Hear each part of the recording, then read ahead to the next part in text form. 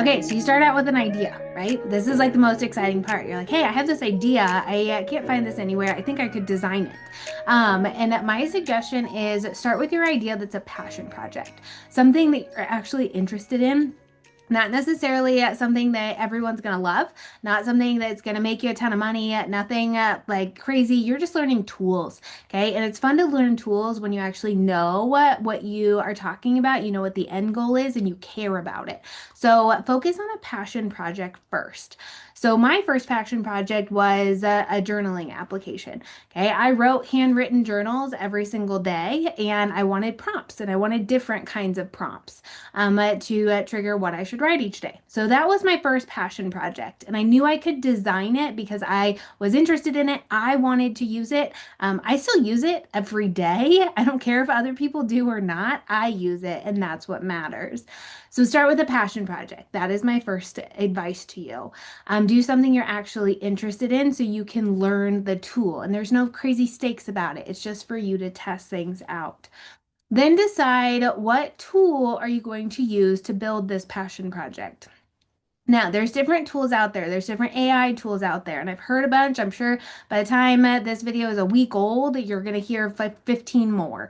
Okay, but some common ones are things like Cursor, Replit, Lovable, Gemini, or Google Antigravity. Like those are all ones that I hear all the time.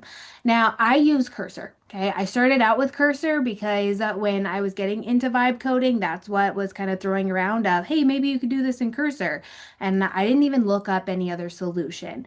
Now, going back and seeing the community of vibe coding and seeing everybody talk about it, a lot of people are saying that Cursor is something that you should use if you have a development background.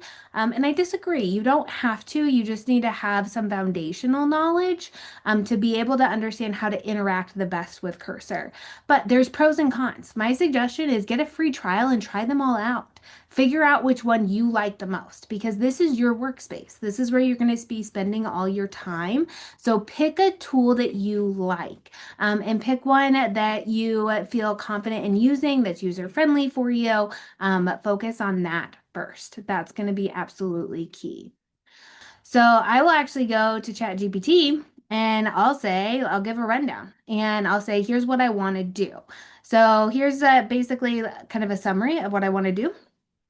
Okay, so with this one, I gave like a high level overview of what I want to do. And then I asked ChatGPT or asked the AI of let's talk through what kind of features I do or do not want in order to build out an outline. So I'm very clear here of, okay, let's talk it through first. And that's kind of a step is you want to scaffold with AI and you want to build on it.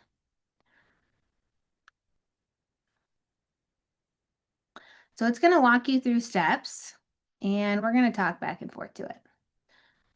Okay, so this is where it starts asking questions, and it's easier when it asks questions like this with like a 1, 2, 3, 4, 5, but just respond like this.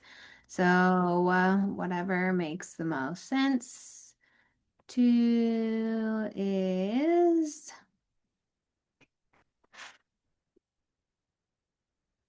close well.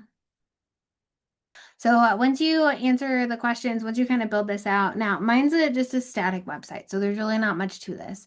But if you're building out a website that is a customer journey or a path, so Inklings, for example, was someone would sign up, they would choose what categories they wanted journal prompts for, they would choose when they wanted notifications, and they needed to be able to get those notifications on the timeline that they set.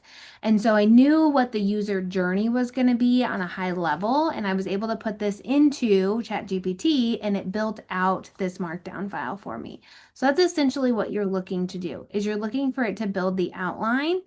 So here I'm going to take this and I am going to copy all of this. And then we will paste this into Cursor and that will become our instructions so we can start the build.